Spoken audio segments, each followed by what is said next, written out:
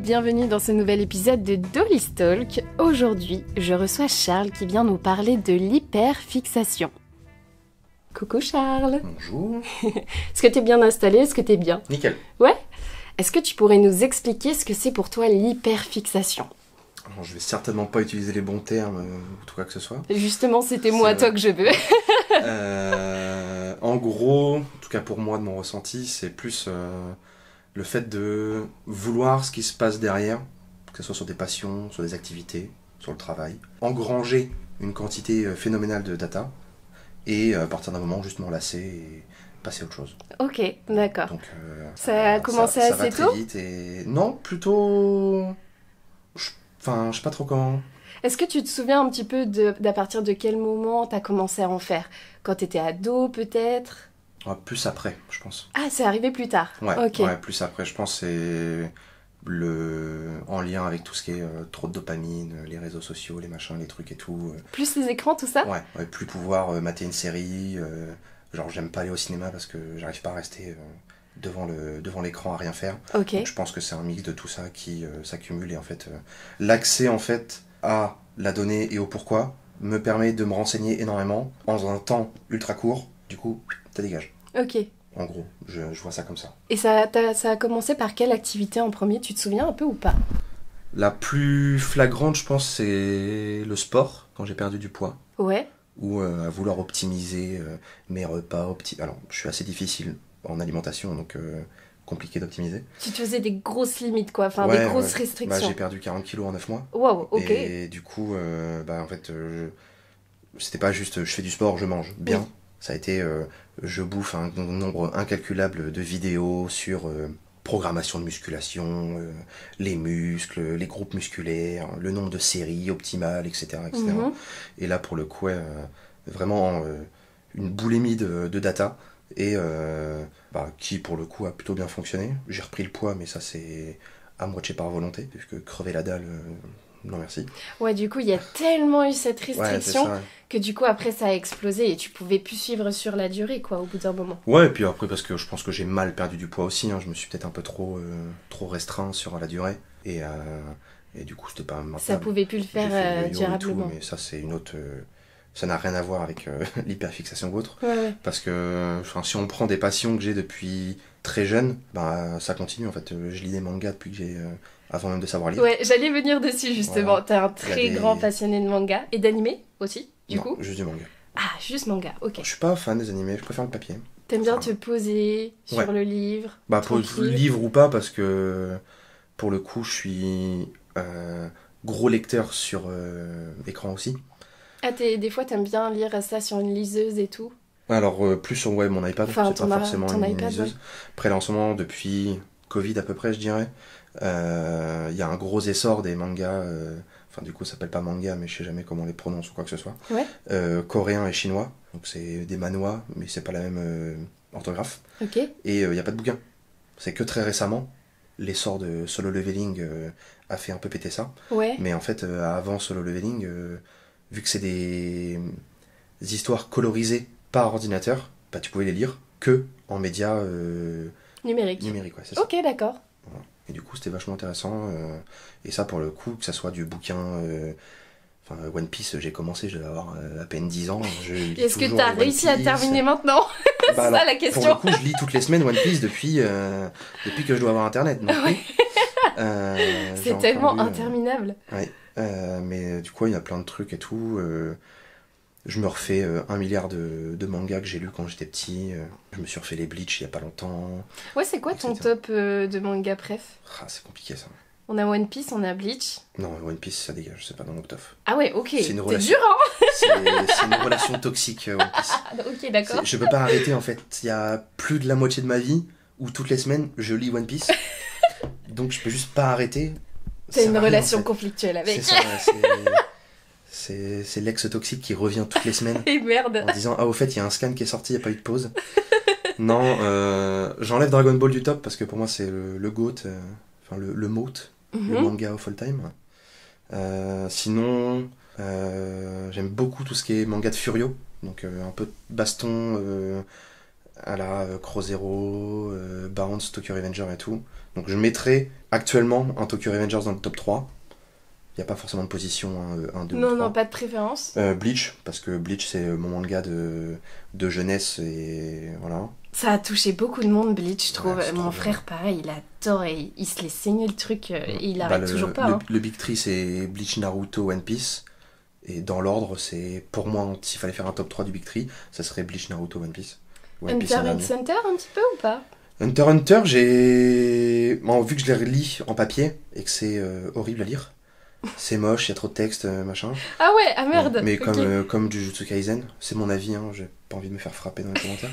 Mais Jujutsu Kaisen à lire, c'est pénible. Ah ouais, d'accord, je savais pas. Demon Slayer à lire, c'est pareil, c'est pénible.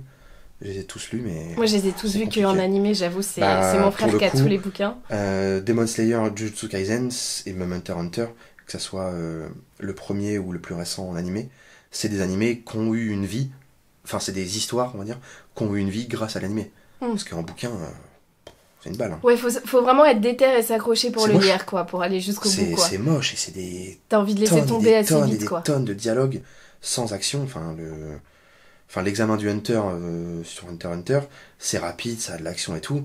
Dès qu'on passe à après la partie dans la ville avec les enchères, pour ceux qui auront la ref pour Hunter x Hunter, c'est des dialogues et des dialogues et des dialogues et des dialogues. C'est imbitable, c'est horrible. Et est-ce que tu avais une deuxième passion qui est venue après les mangas? Ton travail dans le dev, par exemple. Non. C'est venu de là ou pas vraiment? Pas du tout. Il faut que je fasse le CV rapide. Je voulais faire mécanique auto, je suis né en 95. Depuis que je suis né, je me tape toutes les réformes scolaires à chaque fois que je rentre dans une nouvelle classe. Ils ont supprimé le bac que je voulais faire, du coup j'ai fait l'électro. C'était quoi le bac que tu voulais faire? STI, donc sciences techniques de l'ingénieur, option B, système motorisé je crois. Ok, d'accord.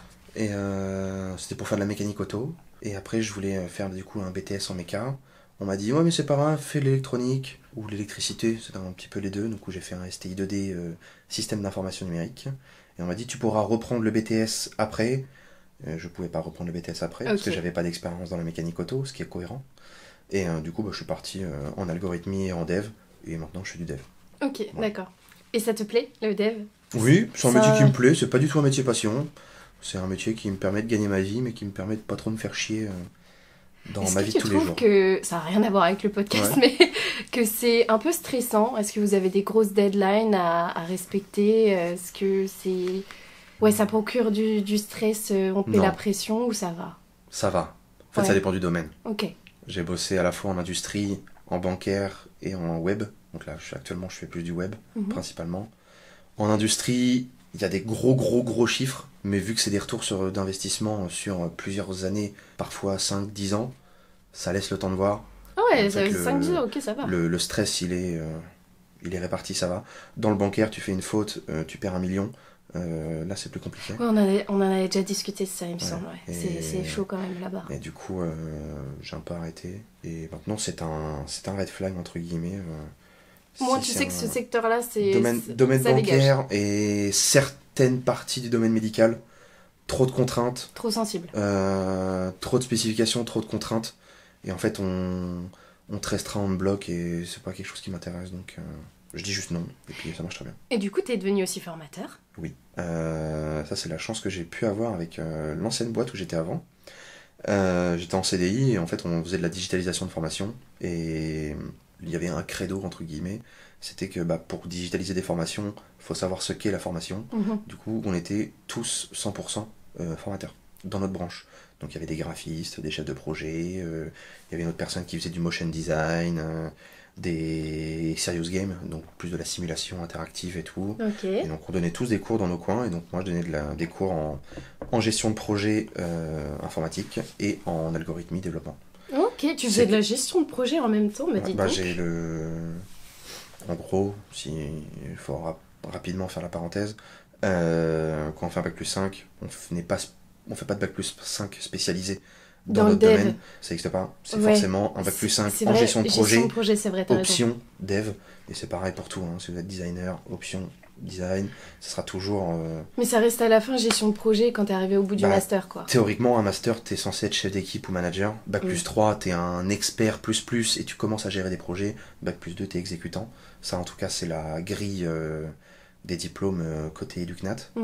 Et donc, en fait, théoriquement, manager, bac plus 5, tu fais pas trop de spécialisation. T'as toujours 2-3 trucs de spécialisation parce que t'es censé quand même être au courant de la nouveauté, de être pertinent dans ton métier si t'es chef d'équipe ou chef de projet. Mais il y a beaucoup de relations RH, du droit, de la gestion de projet, des specs, de la documentation, en tout cas pour le dev. Et moi, je donne des cours là-dedans, un peu moins, parce que les étudiants en ont de moins en moins envie, et pour le coup, donner des cours, c'est quelque chose que j'aime bien, mais c'est pas quelque chose qui me fait manger. Donc, pas assez, ok. Si le cours me saoule parce que ça saoule les étudiants, je le fais pas en fait. Ok, d'accord. Ouais, t'arrives à le ressentir, ça. Ouais. Oui, ça se voit très vite. À la base, je donnais des cours de gestion de projet pluridisciplinaires, puis après, j'ai filtré que pour les devs. Comme ça, j'avais en fait un public qui était cohérent avec ce que je pouvais parler en fait, mais les échanges que je pouvais faire entre professionnels et étudiants, etc., etc. On vient te chercher quand c'est comme ça, quand on te demande d'intervenir. C'est les écoles qui viennent te chercher directement. Beaucoup sur LinkedIn. Ok. Et du coup, c'est comme ça que j'ai mis un pied dans la formation et que je continue ça. J'essaye au maxima, lycée sur l'année, d'avoir un jour par semaine ou moins. Ouais, c'est cool. On va revenir un petit peu dans le sujet de l'hyperfixation quand même. Est-ce que tu sais combien de temps ça dure à peu près, les périodes où tu traverses ça? Est-ce que... ça dépend. Parce que tu me disais qu'en fait, des fois, tu avais des passions, mais tu t'en lassais vite et tu passais vite à autre chose aussi. Ouais. Tant que j'arrive à trouver un petit truc qui peut m'animer, ça... Pour apprendre plus. Ouais, c'est ça c'est plus ça, je pense, c'est envie de connaître des choses. Je prends un exemple tout bête, ultra récent. Le plus récent, là, c'est ma voiture, mais ça n'a rien à voir. Ça, c'est une passion de quand j'étais petit. Non, mais ça, je pense que tu l'auras toujours. Voilà. T'es passionné de bagnole, c'est un truc de ouf. Je voulais faire de la méca auto avant, mais il y a une raison. C'est juste que j'avais pas les finances pour acheter une voiture qui me plaisait. Mais je prends un exemple tout bête avec les plantes d'intérieur. Je suis arrivé à un stade où, à une époque, quand j'étais encore à Hérouville dans mon appart, j'avais plus de plantes que de mètres carrés. C'est bien, tu respirais bien au moins. Ouais, l'air était ça. Ouais, c'est ça. Et je me renseignais sur tous les types de sols, les températures idéales, les lieux ombragés, les machins et tout, les familles, les catégories de plantes. Vraiment, j'ai englobé un maximum où j'arrivais dans une jardinerie, pas besoin de voir l'étiquette, je connaissais la plante. Et ça, c'est vraiment C'est la partie culture que t'adores. Ouais, c'est ça. Tout ce que ça va t'enrichir en fait. C'est ça. Ouais. C'est vraiment prendre du savoir. Si on remet le parallèle avec le sport, c'était pareil. Tel exo, c'était tel muscle, tel groupe musculaire, tel faisceau d'un muscle. Si on prend l'épaule, il y a 3 faisceaux. Mais oui. Etc. En fait, c'est vraiment, vraiment arriver à un seuil de connaissance qui est vraiment millimétré. Et en fait, à partir d'un moment, j'ai juste fait, j'aime bien les plantes. Et du coup, allez, arrêté, c'est parti. Ouais, mais c'est ça, en fait, juste j'en ai acheté plein parce qu'il y en avait plein que j'aimais, comment on appelle ça, des sortes que je préférais au visuel, mais qui me préfèrent pas au visuel. À l'élevage, on va dire, c'est comme ça. Ah oui, d'accord. J'ai des problématiques, c'est qu'il y a des plantes, j'ai beau les acheter et les dorloter, elles meurent. Elles meurent, toutes. Voilà. Toutes. J'ai arrêté, les philodendrons, c'est mort. Ça ne veut pas. Voilà. Je pense que t'es pas le seul dans ce cas-là, t'inquiète. J'y peux rien. J'ai beau avoir changé de 2 fois de logement, ils meurent dans les 2 logements, c'est mort. Il doit y avoir des mauvaises ondes, je sais pas. Je sais pas. Mais voilà, du coup, il y a des trucs comme ça. Pareil, tout le monde dit que les alocasias, c'est ultra compliqué. J'ai des zébrinas à la maison, elles vivent, elles pètent le feu. Donc, elles ont un bon environnement, elles sont bien. C'est ça, elles sont bien positionnées. Donc ça va, de ce côté-là. Mais ouais, c'est vraiment cette soif d'apprendre que tu kiffes en fait. Ouais, c'est ça. Et en fait, à partir d'un moment, je suis en mode, ok, ça me saoule. Et j'arrête pas, parce que je fais toujours de la muscu, j'ai toujours des plantes chez toi. Parfois, c'est sur des trucs inutiles, ça peut être un jeu vidéo, et je vais connaître, là, je prends l'exemple, quand Monster Hunter Wild est sorti, j'ai poncé le jeu, j'ai optimisé mon truc et tout, à fond, puis au bout d'un mois, c'est bon, j'ai terminé le jeu. Tu regardais des lives de gens qui y jouaient pour avoir des techniques en plus je suis pas trop streaming. Des critiques de jeux, peut-être. Mais ouais, plus des forums, des Reddit ou quoi que ce soit, ou même un Discord. Où en fait on vient échanger, on vient parler de ça, d'optimisation, ça, machin et tout. Et ça peut être, en fait, c'est peut-être plus une recherche d'optimisation. Et dans un jeu vidéo c'est plus simple.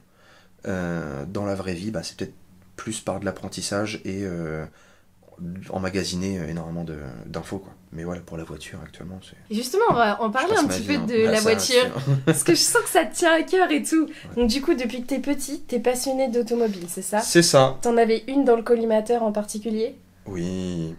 En gros, depuis que je suis tout petit, ça, grâce au fils de ma nounou, à l'époque, qui lui bidouillait un peu les voitures, parce qu'il était beaucoup plus vieux que moi. Ça m'a toujours intéressé, il faisait aussi un peu de moto, mais ça, la moto, ça m'intéresse pas. Et du coup, j'ai voulu faire mes études pour faire mécanique auto, ça ne s'est pas fait.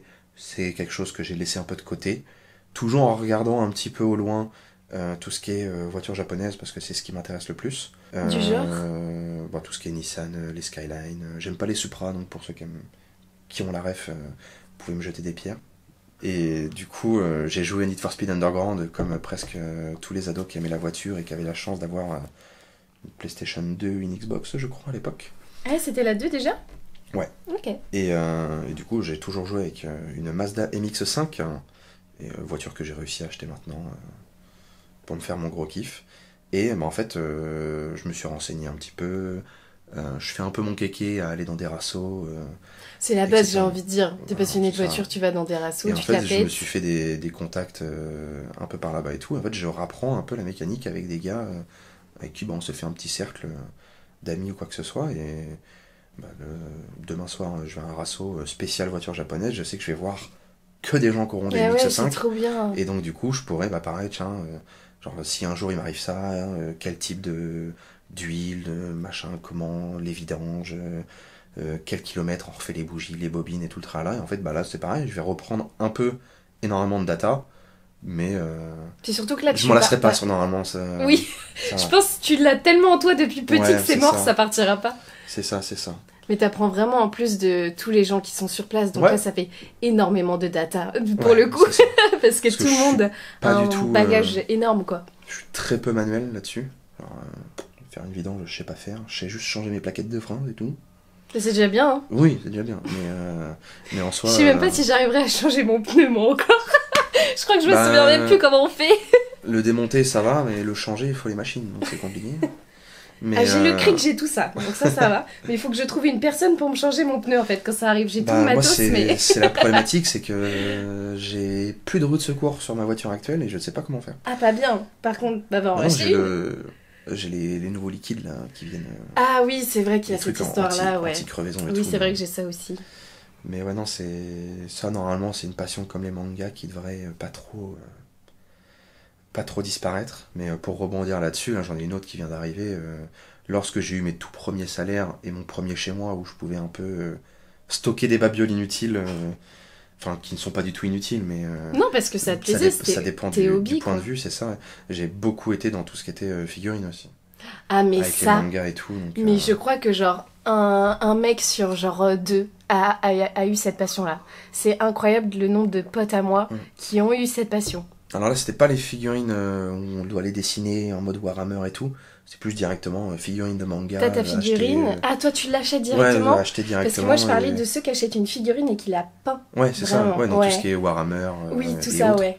Et non, là, c'est vraiment les figurines qui font entre 20 et 40 cm qu'on peut facilement exposer ou quoi que ce soit. Ouais.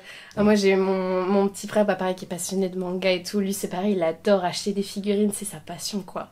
Il a des trucs, mais c'est immense, quoi. C'est une dinguerie. Pour le coup, ça, c'est un truc que j'ai arrêté du jour au lendemain, mais total. Mais attends, il y en a pour un sacré investissement, quand même, hein. Oui. Parce que moi, quand tu m'as dit le prix des figurines, j'étais sur le cul. Mais après, c'est de l'art, hein. Enfin, je veux dire, c'est normal, c'est... Ouais, et puis, de toute façon, après, moi, elles sont toujours... Alors, elles ont été exposées, donc elles perdent, entre guillemets, en valeur s'il faut voir le côté financier là-dessus. Elles ont perdu en valeur parce que je les ai sorties de leur boîte. Ouh là là, le drame. Mais elles sont... j'ai toujours les boîtes. Si un jour, j'ai besoin de les revendre, demain, je sais plus quoi en faire. Une foire au grenier bien placée, et puis... je récupère ou même, une belle somme. Hein. Ouais, je sais pas si tu peux aller directement dans des endroits spécialisés dans les sculptures, justement. Oh, je pense. Alors, je sais pas si je prends l'exemple sur Caen, le bazar du bizarre ou le machin qui est à côté de la Fnac, je pense pas qu'ils reprennent en en occasion. En occasion, ouais. Mais il y a des trucs spécialisés. Parce que je pense que t'en as pris extrêmement soin. Ouais. Donc Oui, ils vrai, ont en vitrine toujours, les vitrines Ikea là, basiques. Ouais. Donc ça va, c'est Ça plutôt passe. pas mal. C'est quoi les trois figurines que vraiment c'était préféré, tu kiffes et tout? C'est les Bandistas, c'est 3 figurines Dragon Ball. Ok. Et en fait, c'est. Bah, déjà, elles sont ultra grandes, c'est cool. Visuellement, ça. Elles sont comment, genre, montre-moi avec tes mains un peu?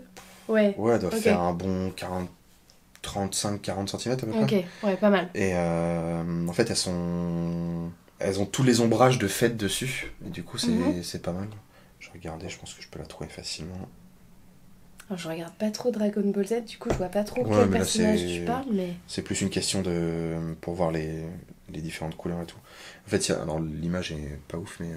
Oui, je vois ce que tu veux T'as dire. tous Beaucoup les ombrages, d'ombrage, en fait, ouais, c'est le ça, qui contraste sont- travaillé à mort. C'est ça. Et, C'est et je hyper les beau. trouve trop classe, et j'en ai 3 comme ça.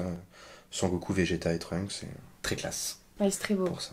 Et tu les as achetées où, ces figurines-là? Bah, c'était l'époque où j'avais beaucoup trop en ville et j'allais beaucoup trop au bazar du bizarre. Ah, t'allais là-bas? Ouais. Je pensais que t'allais directement à Paris, genre dans les grands Non. magasins. Non, et il y a une grosse partie aussi que j'ai acheté sur Orléans, Ok, quand d'accord. j'ai vécu un an là-bas. Ah, je savais pas. Pour moi, t'as toujours vécu Voilà. à Caen, mais... Et non. Non, je suis parti à Orléans après mes études. Hmm. Et il y en a eu d'autres encore, d'autres passions qui sont venues après ou... Bah après oui, parce qu'il y en a une qui fait être majeure. J'ai une petite, mais même si elle est venue très tard, là actuellement, la passion qui me prend le plus de temps et le plus d'argent, c'est le vin. Ah ouais? Voilà. Le vin? Et ouais. Ah, j'aurais pas imaginé, ok. J'ai toujours aimé le vin depuis que j'ai goûté ça, mais ça m'était jamais vraiment passé. Enfin voilà, passé par la C'est tête du dans vin rouge, je suppose? blanc, ou rouge. blanc, peu importe. Blanc et rouge. Blanc et principalement. rouge, ok. Pas trop rosé et pas trop champagne non plus. Pour le coup, ouais, j'ai pas mal investi là-dessus, cave de vieillissement, et pareil, je me suis renseigné. Ah, tu t'es fait De un fou. beau truc. Ouais, de fou furieux.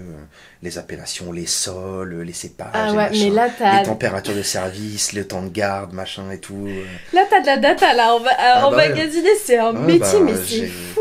J'en ai fait une application pour moi. Je gère ma propre cave à vin avec une application d'EDF que je me suis fait pour moi-même. Mais non, mais c'est trop stylé. Enfin, et là, pour le coup, je suis un peu là-dessus. Ça me coûte extrêmement cher, hein, parce qu'on va pas se mentir. Ouais, mais c'est ton plaisir. Oui, oui, et puis je vais pas me plaindre de ma situation. Je suis dans un métier qui permet de gagner sa vie très agréablement. Donner naissance à tes projets quand on a envie et tout. Mais raconte-moi un peu l'idée de cette application, du coup, ça t'est venu comment en fait? Parce qu'il y a un truc qui est très simple, qui est, et ça c'est propre à mon travail, et propre à moi, enfin non, propre à beaucoup de gens, beaucoup de développeurs, c'est que quand on travaille sur des projets un peu chiants et un peu génériques, on ne fait rien du tout. Par contre, si on s'entraîne sur des projets qui nous intéressent, bah, tout de suite on s'investit plus. Et moi en fait, ma méthode de fonctionnement, c'est dès que je vais apprendre un nouveau langage, bah, en fait je refais une application que j'ai faite il y a déjà très longtemps, qui est une gestion de cave à vin complète, mais dans différents langages. Du coup, je dois avoir 7 ou 8 bases de données différentes qui font la même chose, mais dans des langages différents, avec Ok. les API qui permettent de faire les liens et tout avec la donnée. Et du coup, bah, en fait, vu que j'ai un intérêt derrière, qui est ma vie perso, Mhm. mon propre client, c'est moi-même, donc je bosse, et bah, je fais tout le temps la même chose là-dessus. Pareil, quand j'apprends une techno pour le web, côté visuel, interface homme-machine et tout, ce qu'on voit à l'écran, et bah, je fais presque tout le temps soit l'application en lien, enfin le visuel en lien avec mon appli de gestion de vin, soit juste un portfolio basique Ok, qui me permet de dire ok, en 2 jours, j'ai pris les bases. ok. Après, si je veux aller plus loin, je fais des trucs plus complexes ou je teste directement en live chez un client. J'ai 2-3 clients qui sont plutôt sympas là-dessus, c'est qu'ils n'ont pas forcément les connaissances ou des spécifications bien précises. Donc du coup, je suis un peu libre et ça me permet de tester aussi pas mal de trucs chez les clients. Ok, trop Voilà. stylé. Et du coup, bah, en fait, j'ai fait tout le temps la même appli, mais parce que c'est quelque chose qui me concerne. Tu l'as sur ton Voilà. tel ou pas? Non, Ah, Mais je dommage, l'ai j'aurais aimé je l'ai voir. sur le PC là-bas. Tu montreras après, Ouais. en vrai, après Oui, le pas de podcast. souci. Ce serait Elle est en stylé cours à de, voir. elle est en cours de dev là parce que j'ai rajouté 2-3 fonctionnalités. Ok, d'accord. Mais c'est pas grave. Mais du coup, ouais, c'est l'exemple tout bête pour en revenir sur l'hyperfixation, Mhm. ça marche plutôt bien aussi avec ce que je fais dans le métier en fait.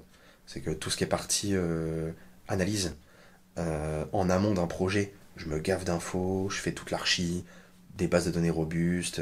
Ouais, tu fais une veille de malade, quoi. Bah, pas forcément une veille de malade, parce que bah, les clients viennent pour une expertise que j'ai déjà, et une rapidité que je peux avoir comparée à potentiellement d'autres développeurs qui sont un peu plus... c'est un peu plus full stack, si ça parle à des gens, qui ont plus le développement back-end et le visuel. Et moi, pour le coup, vu que je suis vraiment spécialisé en back-end, si le client il vient me voir avec telle idée, le prototype il peut être fait ultra rapidement parce que je suis spécialiste là-dedans. Oui. Par contre, dès le début, je dis à mon client, le visuel... L'interface utilisateur, c'est mort. Je fais du fonctionnel. Ouais. Je te ferai un visuel, mais il sera moche. Mais par contre, il va marcher. Et du coup, en fait, ce que je fais, c'est que bah, je fais tout ce qui est... j'ai un peu appris à la dure, parce que c'était il y a 12 ans déjà, que j'ai appris l'algo et le développement. Et donc du coup, c'était une époque où on partait pas dans le code tout de suite, où on faisait vraiment gratter du papier, un cahier des charges robuste, une architecture de base de données un peu énervée, de l'UML avec beaucoup de diagrammes qui sont propres à différentes activités. Ça peut être de la séquence pour détailler d'un point A à un point Z toutes les actions de l'utilisateur pour faire telle ou telle chose, des cas d'utilisation pour connaître les fonctionnalités, ce qui en découle, les différents héritages, etc. Et du coup, moi je pars énormément là-dessus, parce que c'est ce qui fait qu'on se démarque en tant que développeur. Avec les IA, pour le coup, c'est l'essor des IA, coder n'est plus un talent. Et donc du coup, je pars énormément là-dessus, je développe le truc, et par contre, finir le projet, passer à autre chose, c'est quelque chose que j'ai du mal en fait. Et pourquoi tu ne travailles pas en collaboration avec une UX UI designer par exemple? C'est ça qui te manque en fait? Même pas, parce que c'est pas forcément... j'ai des projets où il n'y a même pas de visuel. C'est juste des API qui dialoguent. Et c'est vraiment juste toute la partie... je reviens sur la loi de Pareto, mais toute la partie 80% du projet est fait et m'anime. Les 20% restants me saoulent. Et en fait, c'est une problématique récurrente que j'ai eue dans pas mal d'expériences pro. Où lancer un projet, trop bien. Faire le projet, trop bien. Finir le projet, flemme. J'ai un podcast que j'ai fait avec Adrien Melchior, qui travaille dans la musique. C'est un sound designer. Et le titre de l'épisode, c'était « Terminer ses projets ». Je pense que tu pourrais l'écouter, il est hyper intéressant. Voilà. Je pense que je vais beaucoup me rejoindre avec cette personne. Mais parce qu'en fait, on pense que, on a l'impression que c'est jamais assez parfait. Alors, je sais pas si ça te parle, ou c'est pas à la hauteur de ce que tu as dans la tête, et du coup, tu te freines à terminer ce projet-là. Tu vois ce que je veux dire? Je pense pas être perfectionniste, donc je pense pas vraiment que ça soit ça. Ça te concerne peut-être C'est plus... le projet, ça fait 3 mois, il me saule, quoi. Mais comme les passions que j'aurais pu avoir, je prends les plantes... c'est vraiment, ça t'intéresse plus. Ah ouais, c'est... Plus parce que ça a duré trop longtemps. Ouais, c'est ça. Trop... Pas forcément une overdose de data, juste chiant, quoi. C'est bon, j'ai vu. Le projet, je sais à quoi il fait. Ah, mais faut le finir. Flemme. Mais, je sais tout ce qu'il y a dedans, c'est bon. J'ai emmagasiné ou pas, parce qu'il y a des choses où... Il y a des projets, en tout cas, pro, où j'apprends rien. Juste, je régurgite de la connaissance. Mais par contre, j'apprends sur le produit et sur le métier. Et à un moment, c'est en mode, je sais, ça fait ça, ça fait ça, ça fait ça. Ouais, les 2-3 dernières fonctionnalités, on verra plus tard. Ouais, mais du coup, c'est un gros problème quand même, parce que quand tu dois rendre le projet à tes clients, c'est quand même là où tu commences tu finis par être payé et tout ça, donc c'est quand même intéressant de terminer le projet pour manger, par exemple. Oui, c'est une problématique que j'ai dans ma vie, qui s'appelle... Je prends un truc tout bête, j'ai un projet, on m'a dit la deadline elle est dans 3 mois, je vais avoir fait une grosse partie du projet pendant 1 mois, je vais rien foutre pendant 1 mois et 3 semaines, et puis la dernière semaine je vais faire ah mince, j'ai oublié. Et je vais me coucher à 2h du mat, et puis voilà. Je vais pas avoir dit pendant 1 semaine, mais au moins le projet sera rendu. Après t'es pro, tu rentres dans les temps et tout ça. Après, donc, du coup c'est vrai que ça te met dans un inconfort mental qui est assez ouf, quoi. C'est le côté pratique, c'est que je facture des prestations et pas du temps passé. J'arrive à trouver mes marges, et je prends en compte mon petit jalon de sécurité qui me permet de... qui est très important. Voilà, c'est ça. Qui me permet de dire, une semaine avant, tu sais, tu vas oublier. T'avais un projet à rendre. Ouais. Voilà. mais du coup, non, c'est... J'essaie de me soigner, mais c'est compliqué. Maintenant que je suis à mon compte, c'est plus compliqué, donc je me soigne plus fortement. Ah bah de toute façon là t'es obligé de te faire comment dire violence quoi au bout d'un moment. C'est toi le patron donc c'est à toi de remettre au carré les choses. C'est quelque chose que j'avais beaucoup en CDI où bah, en fait le projet il est fini, hein, il est déployé et tout. Les 2-3 mises à jour qu'il faut terminer ou quoi que ce soit. On verra plus tard. Voilà, on verra plus tard. C'est pas important. Je préfère commencer un autre projet. Maintenant que c'est moi qui récupère l'argent quand le client il a terminé, bah, si c'est pas terminé, le client il me paye pas. Bah oui. S'il me paye pas, c'est pour moi qui ai payé l'URSSAF. Voilà. Ça fait combien de temps là que t'es à ton compte? Ça va faire. Alors dans la théorie, mon auto je l'ai créé au mois de juin l'année dernière, donc ça fait 1 an. Dans la pratique, je l'ai créé alors que j'étais encore en CDI. Donc on va dire que mes premiers projets en auto sont arrivés dernier trimestre 2024. Oui, ok, donc d'accord. Ça fera 1 an là en octobre, novembre. En octobre, ok, d'accord. C'est ça. Nice, bravo. Et je continue. En tout cas, c'est le but, c'est de continuer. Je me laisse jusqu'à 2027 de toute façon. Pourquoi une deadline jusqu'à là? Tu penses que tu vas passer à autre chose? Non, mes droits au chômage.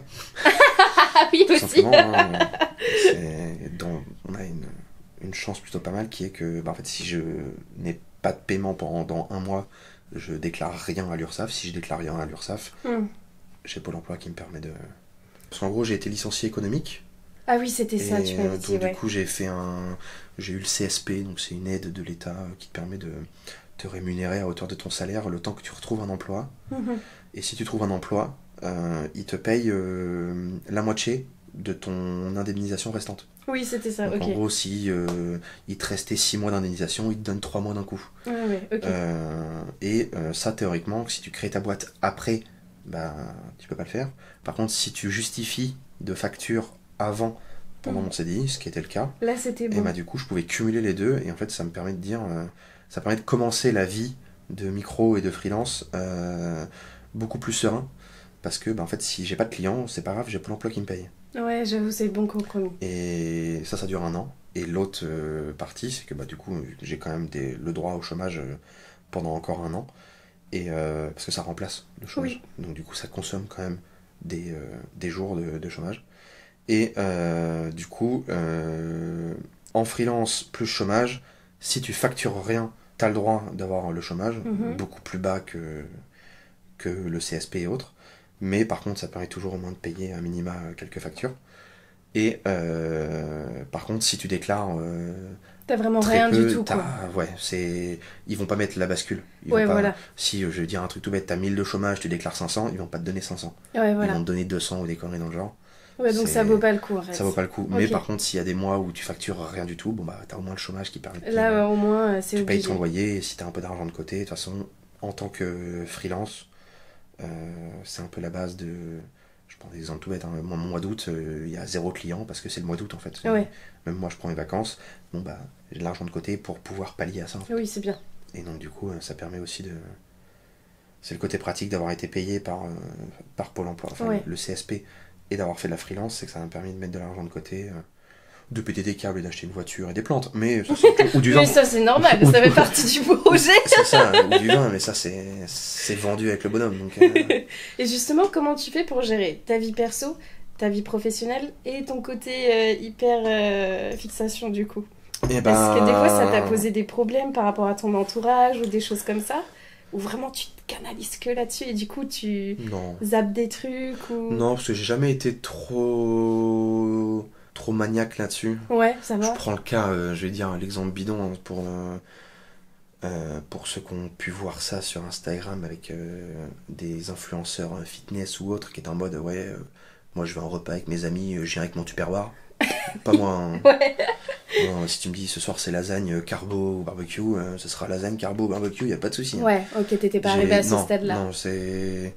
Mais en fait c'est plus de de l'obsession, mais de vouloir savoir. Ouais, vraiment t'as une envie de... Ça n'a jamais eu d'impact sur mon physique ou autre, de problématiques. C'est juste, Non, ça va, t'arrives à faire la part des choses. Ouais, ça me coûte cher. Je me soigne. Ouais, financièrement, ça coûte cher par contre. Financièrement, je me soigne parce qu'il y a une époque où j'étais un petit peu dans le rouge et maintenant ça va mieux. Merci Parce que t'as réussi à te contrôler tout seul ou... Non, parce que madame a réussi à me contrôler. Ah, on remercie madame. On remercie madame surtout. Mais sinon, non, de ce côté-là, ça va mieux, je fais gaffe. Et puis, en fait, maintenant que j'ai compris que c'est juste...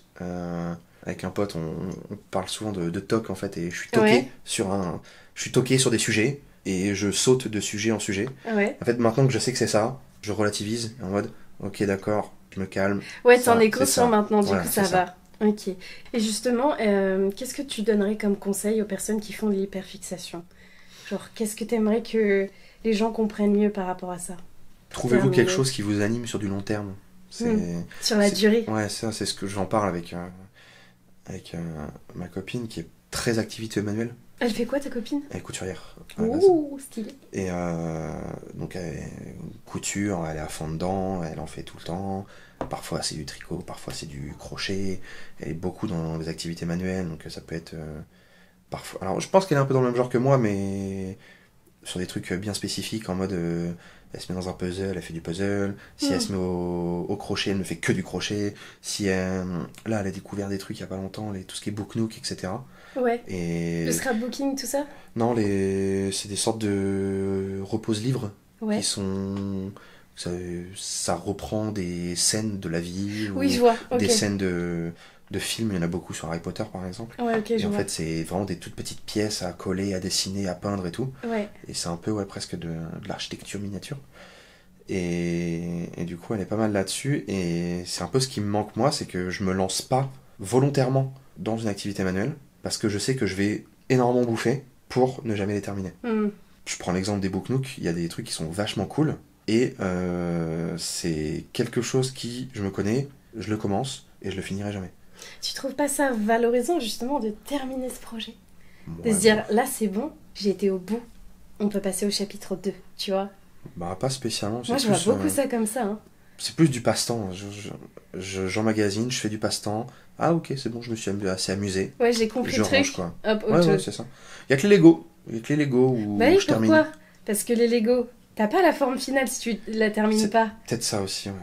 Et ben c'est pareil pour tes projets, faut voir ça comme un Lego. Peut-être parce que c'est plus court aussi. J'ai pas de Lego qui font 10 ouais, t'as pièces. Pas pris les trucs énormes et tout. J'ai des petites plantes en Lego.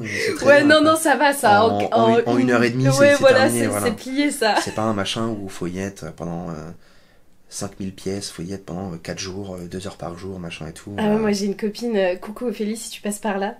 Vraiment, pour son anniversaire, on lui a offert la caméra Walt Disney, mais il y a 14 milliards de pièces. Je sais même pas combien de temps ça va lui prendre, mais elle adore faire ça. Ça la détend et c'est tellement bien, genre elle adore. Non, les Lego c'est bien. Conclusion, faites des Lego. Ouais, ça détend, un petit peu de lofi. Un petit peu de lofi et puis... mais ouais, tu conseillerais vraiment aux gens de trouver une activité mais qui dure plus sur le long terme. Ce serait plus ça ton conseil. Bah, trouver une vraie passion et pas juste pas un effet de mode mais quelque chose qui passe et qui s'en va, quoi. Quelque chose qui vous touche profondément depuis longtemps, peut-être. Ouais, voilà, c'est ça. Comme toi, tu l'as pour tout ce qui est plus pour les la mangas, passion automobile ou auto, c'est différent, c'est juste j'aime la voiture en tant que telle, mais je suis pas mécanicien pour un sou. Et t'aimerais pas apprendre à le devenir, par exemple, pour encore plus comprendre la voiture en question? Faut pas que je me lance là-dedans. Voilà. On va dire ça comme ça, sinon je vais peut-être changer de métier. Mais ouais, non, juste plus, continuer sur quelque chose d'acquis et au moins on est sûr que ça fonctionne. Je prends l'exemple, moi, sur tout ce qui est manga. Ça pallie aux deux, hein, mais je lis encore des mangas tous les jours sur internet ou sur l'iPad. Ce matin encore, j'ai acheté un bouquin de manga, donc il n'y a pas de souci. Par contre, il y a pas mal de collections que j'ai chez moi que j'ai jamais lues. Oui, okay. J'ai des bouquins, mais je les ai jamais lus. Mais tu vas peut-être finir par les lire, je ne sais pas. Très certainement finir par les lire un jour. Ou alors, juste je les ai commencés. Et tu les finis pas, quoi. Je les finis pas parce que j'étais... Enfin, pas forcément spoil parce que je suis imperméable au spoil, c'est plutôt pratique. Mais juste... l'histoire m'a saoulé, j'aime plus. Ouais, et tu passes à autre chose, quoi. C'est ça. Il y a des exemples tout bêtes, hein. Je prends l'exemple de Fairy Tail, j'ai jamais regardé la fin parce que... récurrent, chiant, ça. Et puis voilà, quoi. Mais... En fait, c'est un peu souvent la même chose. Actuellement, je suis plus sur de l'histoire courte. Je pense que demain, On me dit, tu connais pas Naruto, faut lire tout Naruto. Jamais de la vie. Jamais de la vie. Le fait de suivre... C'est du suicide. Non, même pas ça, c'est le fait de suivre en fait des trucs courts me donne plus envie. T'as plus envie d'y aller du coup. Mais on en revient au tout début, hein. Je pense que c'est arrivé avec l'accès à tout ce qui est dopamine, réseaux sociaux et tout. Juste, j'arrive plus à focus que sur un truc. Donc du coup, je suis obligé de grappiller un max pour passer à autre chose. Donc ouais, le fait d'être focus sur une seule activité ne marche plus sur du long terme. Donc du coup, ce que je fais, c'est que je me focus sur une activité, mais sur une période plutôt courte, et après je change à autre chose.